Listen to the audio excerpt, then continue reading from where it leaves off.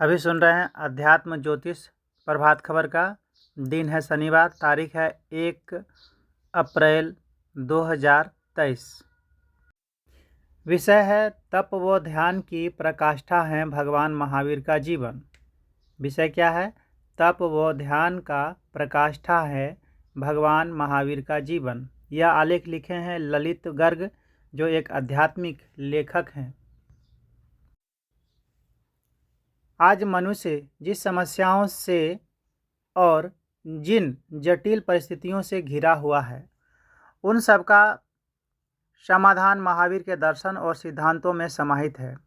जरूरी है कि महावीर ने जो उपदेश दिए उन्हें हम जीवन और आचरण में उतारें। महावीर जिस युग में जन्मे, समाज, जाति और वर्ण के नाम पर बटा हुआ था। व्यक्तिगत वैभव केवल सोने चांदी से नहीं, बल्कि इससे भी गिना जाता था कि किसके पास कितने दास दासी हैं। इन्हीं परिस्थितियों में नारी उत्पीड़न, दास प्रथा, जातिवाद, बढ़ती हुई क्रूरता और सामाजिक विषमता साधारण बात थी। ऐसे में क्षत्रिय कुंदनपुर के राजा सिद्धार्थ और महारानी त्रिशला के घर आंगन में एक तेजस्वी शिशु ने जन्म लिया। वह शुभ वेला थी, चैत्र शुक्ल त्रयोदशी की मध्यरात्रि। गर्भाधान के साथ ही बढ़ती हुई सुख संपदा को देख बालक का नामकरण किया गया वर्धमान। नन्हे शिशु व अबोले पर सक्षम आभामंडल का ही प्रभाव था कि पुत्र जन्म की बधाई देने वाली दासी प्रियंवदा को आभूषणों का उपहार ही नहीं मिला, बल्कि महाराजा सिद्धार्थ ने सदा सदा के लिए उसे दास्य कर्म से मुक्त कर दिया। जैन धर्म के अनुसार कोई भी तीर्थंकर अति मानव अवतार के रूप में नहीं, अपितु सामान्य व्यक्तियों की तरह ही जन्म लेते हैं। राजप्रसाद में जन्म लेने पर भी महावीर के मन में शाही वैभव के प्रति कोई आकर्षण नहीं था। शोषण और संग्रह की त्रासदी से पीड़ित लोक जीवन को हिंसा और परिग्रह के अल्पीकरण का पथ दिखाकर उन्होंने मनुष्य के हाथ में निरंकुश वृत्तियों की लगाम थमा दी। संसार के विरक्त व्यक्तियों को उन्होंने हिंसा, असत्य, चोरी, ब्रह्मचर्य और परिग्रह से सर्वथा मुक्त रहने का उपदेश दिया। किंतु जिनमें इतनी क्षमता नहीं थी, उन्हें हिंसा और परिग्रह को सीमित करने, परिहार, असत्य और चोरी से बचने तथा विवाहित स्त्री और पुरुष के अतिरिक्त ब्रह्मचर्य का पालन करने की दिशा दिखलाई। महावीर जन्म से ही अतीन्द्रिय ज्ञानी थे। उन्होंने कहा, तुम जो भी करते हो, अच्छा या बुरा, उसके परिणाम के लिए तुम खुद ही जिम्मेदार हो। सुख दुख के तुम स्वयं सर्जक हो। भाग्य तुम्हारा हस्ताक्षर है। भगवान महावीर उपदेश दृष्टि देते हैं कि धर्म का सही अर्थ समझो। धर्म तुम्हें सुख, शांति, समृद्धि, समाधि आज अभी दे या कालक्रम से दे, इसका मूल्यांकन नहीं है। मूल्य है धर्म तुम्हें क्षमता, पवित्रता, नैतिकता, अहिंसा की अनुभूति कराता है। महावीर का जीवन हमारे लिए इसलिए महत्वपूर्ण है कि उसमें सत्य धर्म के व्याख्या सूत्र निहित हैं। महावीर ने उन सूत्रों को ओढ़ा नहीं था, साधना की गहराइयों में उतरकर आत्मचेतना के तल पर पाया था। आज महावीर के पुनर्जन्म की नहीं, बल्कि उनके द्वारा दिए गए आदर्श जीवन के अवतरण की पुनर्जन्म की अपेक्षा है। ज़रूरत है हम बदलें, हमारा स्वभाव बदले, हम हर क्षण महावीर बनने की तैयारी में जुटें, तभी महावीर जयंती मनाना सार्थक होगा। महावीर बनने की कसौटी है देश और काल से निरपेक्ष तथा जाति और संप्रदाय की कारा से मुक्त चेतना का आविर्भाव। भगवान महावीर एक कालजयी और असांप्रदायिक महापुरुष थे, जिन्होंने अहिंसा, अपरिग्रह और अनेकांत को तीव्रता से जिया। जहाँ अहिंसा, अपरिग्रह की चर्चा होती है, वहाँ भगवान महावीर का यशस्वी नाम स्वतः ही आ जाता है। उन्होंने कहा, मूर्छा परिग्रह है और उसका विवेक करो, जबकि आज की समस्या है पदार्थ और उपभोक्ता के बीच आवश्यकता और उपयोगिता की समझ का अभाव। जिंदगी की भागदौड़ में एक ही मकसद बन गया है, संग्रह करो, भोग करो, संग्रह करो और भोग करो। महावीर की शिक्षाओं के विपरीत हमने मान लिया है कि संग्रह ही भविष्य को सुरक्षा देगा, जबकि यह हमारी भूल है। जीवन का शाश्वत सत्य है कि इंद्रियां जैसी आज हैं, भविष्य में वैसे नहीं रहेंगी। क्या आज का संग्रह कल भोगा जा सकेगा?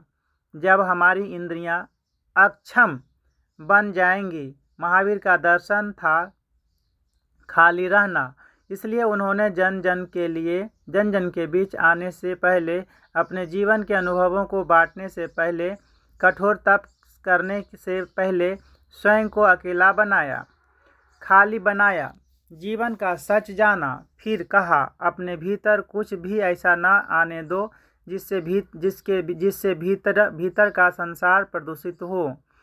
ना बुरा देखो, ना बुरा सुनो, ना बुरा कहो। यही खालीपन का संदेश सुख शांति समाधि का मार्ग है। दिन रात संकल्पों विकल्पों, सुख दुख, हर्ष विषाद से घिरे रहना, कल की चिंता में झुलसना, तनाव का भार ढोना, ऐसी स्थिति में भला मन कब कैसे खाली हो सकता है, कैसे संतुलित हो सकता है, कैसे समाधिस्थ हो सकता है। इन परिस्थितियों को पाने के लिए वर्तमान में जीने का अभ्यास जरूरी है। न अतीत की स्मृति और न भविष्य की चिंता। जो आज को जीना सीख लेता है, समझना चाहिए उसने मनुष्य जीवन की सार्थकता को पा लिया है और ऐसे मनुष्यों से बना समाज स्वस्थ हो सकता है, समतामूलक हो सकता है। भगवान महावीर सचमुच प्रकाश के तेजस्वी पुंज और सार्वभौम धर्म के प्रणेता हैं। उन्होंने व्रत, संयम और चरित्र पर सर्वाधिक बल दिया था और 5 लाख लोगों को 12 वर्ती श्रवक बनाकर धर्म क्रांति का सूत्रपात किया था। यह सिद्धांत और व्यवहार के सामंजस्य का महान प्रयोग था। भगवान महावीर का संपूर्ण जीवन तप और ध्यान की पराकाष्ठा है। भगवान के उपदेश जीवन स्वार्थी हैं, जिसमें जीवन की समस्याओं का समाधान निहित है। दीपक अंधकार का हरण करता है, किंतु ज्ञान रूपी अंधकार को हरने के लिए चिन्मय दीप की उपादेयता निर्विवाद है। वस्तुतः भगवान के प्रवचन और उपदेश आलोक पुंज हैं। महावीर जयंती मनाते हुए हम केवल महावीर को पूजें ही नहीं, बल्कि उनके आदर्शों को जीने के लिए संकल्पित हों। अगला आलेख है, तुम मम प्रिय भरतहि सम भाई। तुम मम प्रिय भरतहि सम भाई। यह आलेख लिखे हैं मार्कंड शारदेय, जो ज्योतिष व धर्म विशेषज्ञ हैं। राम कथा के सम्मान्य पात्रों की अग्रिम पंक्ति में विराजते हैं हनुमान जी। किष्किंधा कांड से उत्तरकांड तक यह महती भूमिका में सदा देखते हैं। स्वयं श्री राम इनके सुकृतों से इतने अभिभूत हैं कि ऋणी बन जाते हैं। माता जानकी के भी यह बड़े दुलारे हैं। यह तो प्रभु सेवक के रूप में समर्पित हैं, पर प्रभु भ्रातृत्व ही रखते हैं। तुम मम प्रिय भरत ही सम भाई। नवधा भक्ति के जीवंत प्रतिमान बजरंगी समग्र दैवी संपदाओं से युक्त ज्ञान विज्ञान नीति नियम शील गुण वीरता धीरता चाल चरित्र में कहीं से अपना उपमान नहीं रखते। यह सीताराम जी के स्नेहमय सानिध्य के कारण सीताराममय हैं। इसलिए अपने आश्रितों भक्तों का हर कार्य बिना देर किए सिद्ध कर देते हैं। इसलिए यह संकट मोचन भी कहलाते हैं। हनुमान जी आज के प्रसिद्ध देवताओं में प्रमुख स्थान रखते हैं। इसका कारण इनकी साधना से सहजताया लोगों की कामनाएं पूर्ण हो जाना है। लोग किसी संकट परेशानी में रहें, जब भी इन्हें ध्याते हैं समस्याओं का हल पाते हैं। शनि की साढ़े साती हो, भूत प्रेत का उत्पात हो, काम में रुकावट हो, चाहे संकट का जो रूप हो, लोग बिना किसी के उपदेश के भी हनुमान जी का आराधना में लग जाते हैं। तुलसीदास जी का हनुमान चालीसा तो कंठ कंठ में बसा है।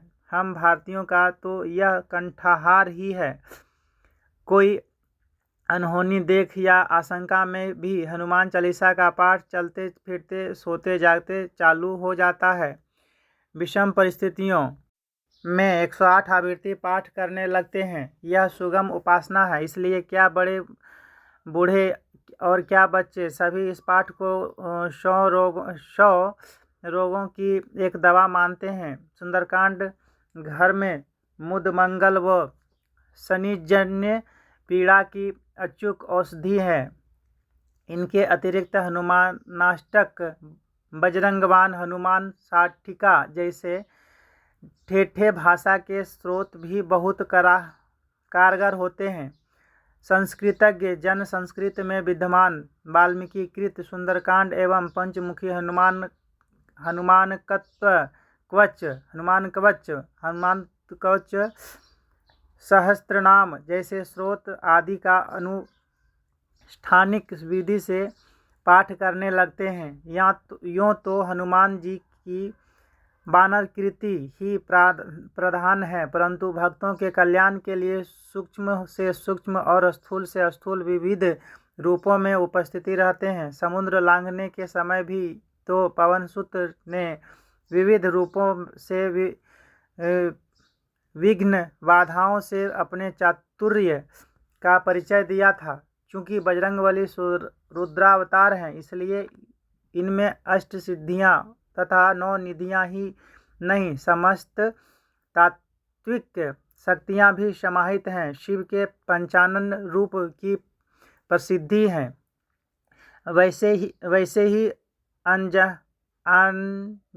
अंजनेय हनुमान जी लोगों के कार्य की सिद्धि के लिए एक मुखी से पंचमुखी और 10 भुजाधारी हो जाते हैं। इसलिए इनके इस रूप को सर्व कामार्थ सिद्धिदम्य कहा गया है। इनका पूर्वा वाला मुख कपि का ही है, जो करोड़ों सूर्यों की तरह प्रभा बिखेरता है। दक्षिण वाला मुख नृसिंह भगवान